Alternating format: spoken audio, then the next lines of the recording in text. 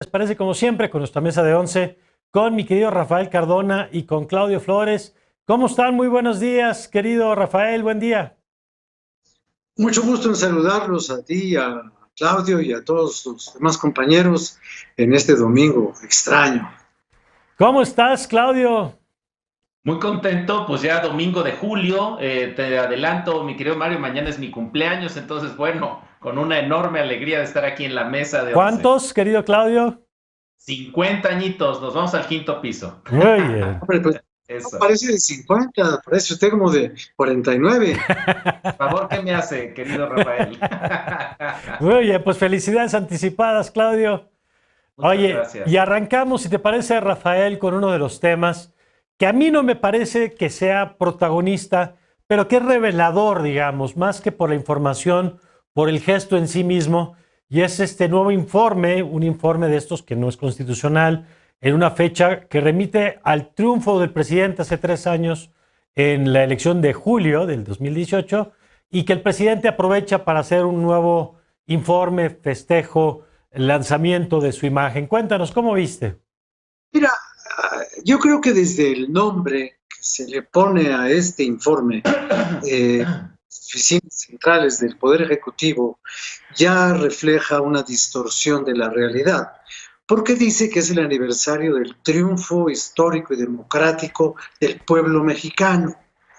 Y no, el pueblo mexicano no compitió en una elección. Claro. El pueblo mexicano pues decidió quién ganaría esa elección a base de entregarle una enorme cantidad de Y votos. para el Pero caso, el triunfo, Rafael, perdón, una parte del pueblo sí, perdió.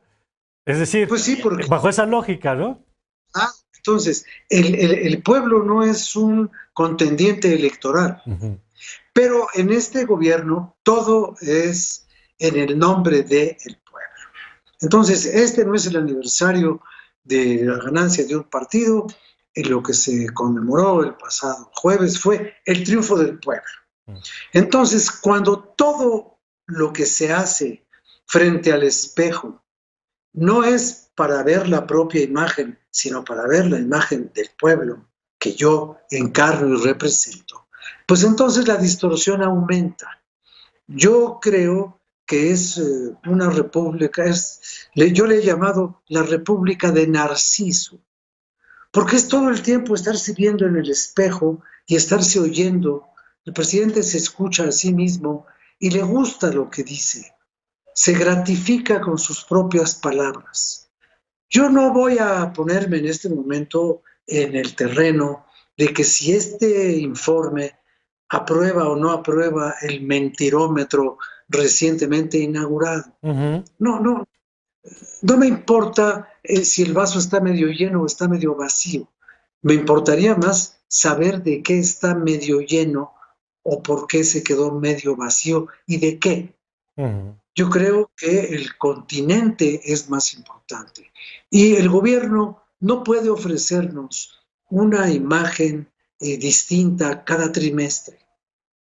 El presidente, yo creo que lo único que logra es el desgaste de su propio discurso. Mm. Por eso necesita inventar nuevas formas y nuevos ángulos, como este, por ejemplo, del mentirómetro, Sí. que es la más reciente de las ocurrencias presidenciales y que tiene momentos verdaderamente jocosos, por no decir grotescos, y también por no decir ridículos. Pero eso lo veríamos cuando se analice este nuevo Sí. ejercicio de exhibición pública de los adversarios. Y ahora que escucho, Claudio, a Rafael, pienso en algo que platicamos tú y yo hace muchos años, cuando empezó Sí, el gobierno de Trump y decíamos que a Trump había que leerlo como reality con otros show. códigos. Claro, no como Exacto. programa, no como comunicación política, sino como entretenimiento. Y me da la impresión, ahorita con lo decía Rafael, que es la necesidad de agregar nuevos elementos a la temporada, porque la temporada de la mañanera se va desgastando y los efectos son cada vez más limitados, que eso lo platicaremos ahorita con más detalle. Pero, ¿qué lectura haces tú de esto? Que de entrada a mí me llama la atención que genera muy poco valor informativo, muy poco valor Exacto. noticioso, digamos, lo cual es absolutamente consistente porque tenemos un personaje que de lunes a viernes está 2 horas por lo menos en una conferencia de prensa diaria, lo cual agota cualquier posibilidad de que en uno de estos informes, el 10º, creo que según la cuenta que platicaba Rafael hace rato, pues resulta que es imposible decir algo que no se haya dicho el día anterior o a la mañana siguiente. Exactamente, Mario, y es que el valor noticioso de lo que dice el presidente parece estarse limitando ya a quién es el emisor. Es decir, es noticia porque lo dice el presidente, pero cada vez tiene menos características para ser noticia en sí mismo. A mí me parece que este informe que se presentó el jueves pasado, 1 de julio, ilustra estas narrativas del presidente López Obrador versus las narrativas de la realidad. Y yo lo que estoy viendo es básicamente a un presidente que vuelve a hacer lo mismo que han hecho presidentes anteriores. El presidente Enrique Peña Nieto, recordemos que insistía en su narrativa sobre México, pero desafortunadamente pues muchas ciudadanas y ciudadanos no experimentaban ese mismo México que el presidente nos quería comunicar a través de su propaganda, de sus canales, y me parece que López Obrador está cayendo en la misma estrategia, que es constituir e insistir en una narrativa comunicacional sobre el diagnóstico y la situación del país, que me parece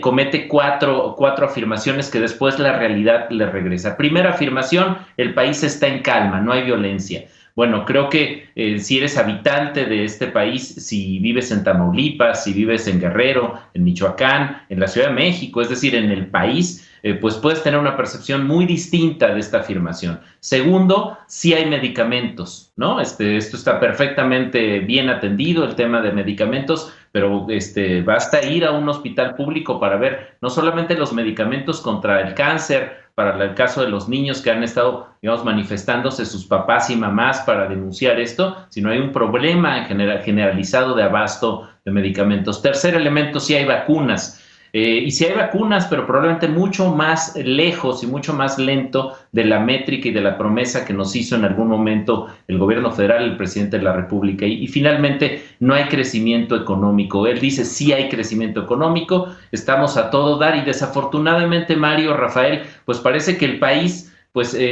que tiene en su imaginación el presidente, pues es muy distinto a la realidad, a ese país que tiene en la imaginación López Obrador. De acuerdo, porque si hay crecimiento, porque hay un efecto rebote, hay un efecto de reapertura, pero hay un aumento en la pobreza, datos que veíamos esta semana y que veremos seguramente en las siguientes con mayor claridad. Y déjame recoger algo de lo que apuntabas ahora, Claudio, con Rafael, y ahorita volvemos contigo.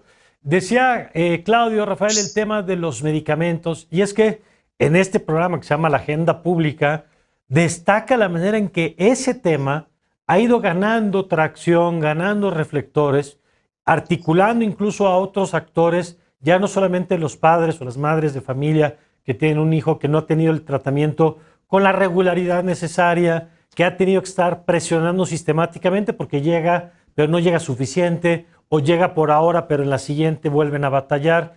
¿Cómo estás viendo este tema?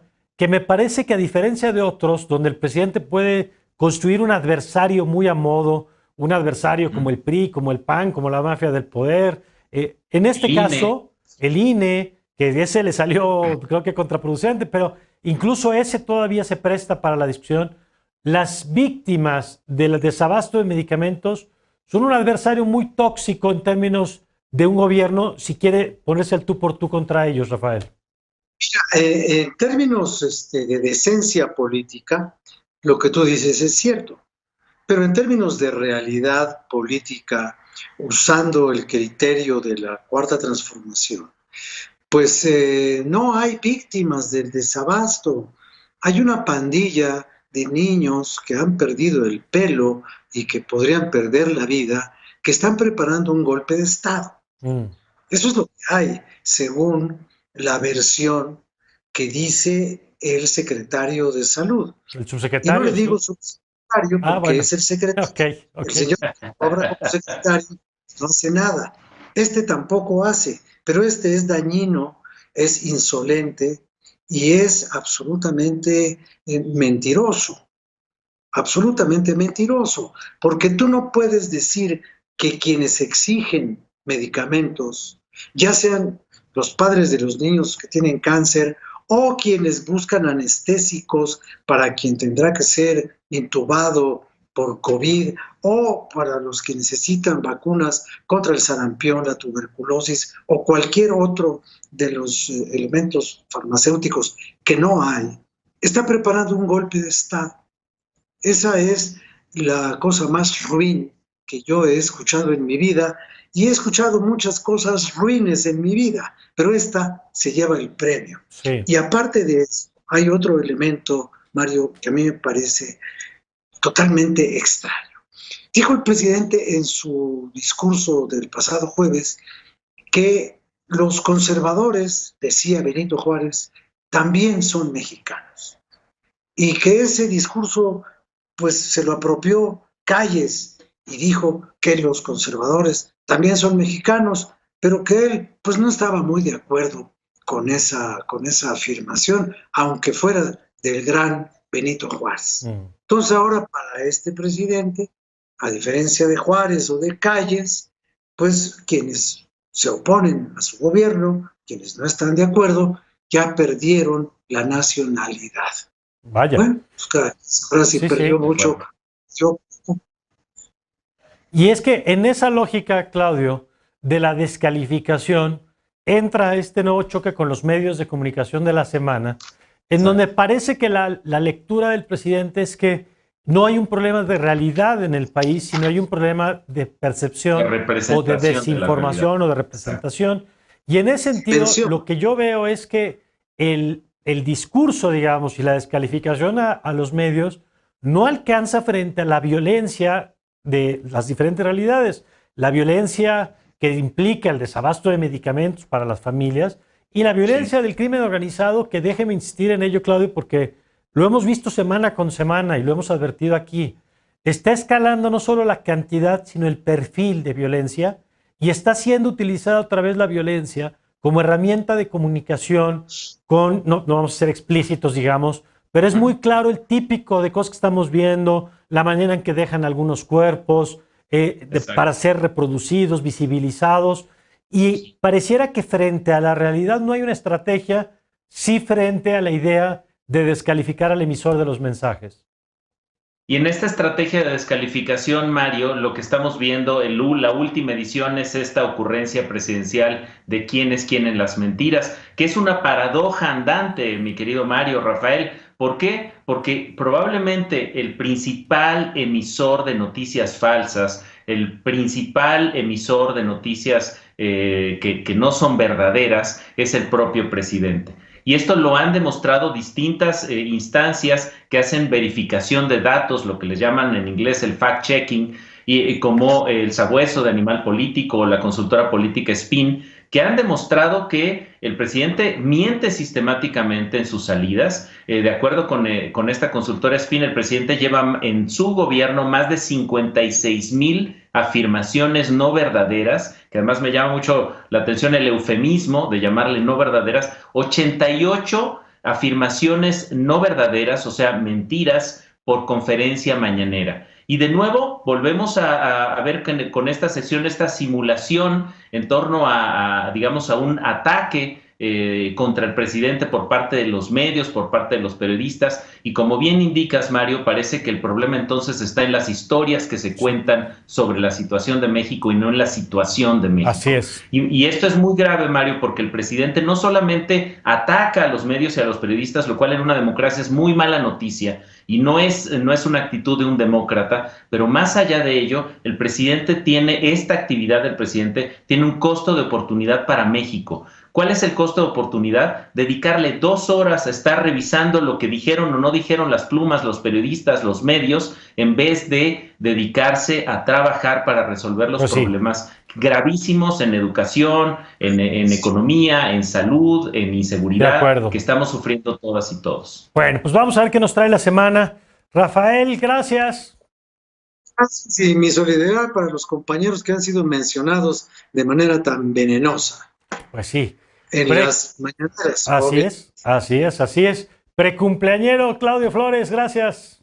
Muchísimas gracias, un placer estar aquí en la mesa dominical en Foro TV. Gracias, Rafael, gracias Claudio. Vamos a una pausa y enseguida regresamos con más. Esta es la Agenda Pública.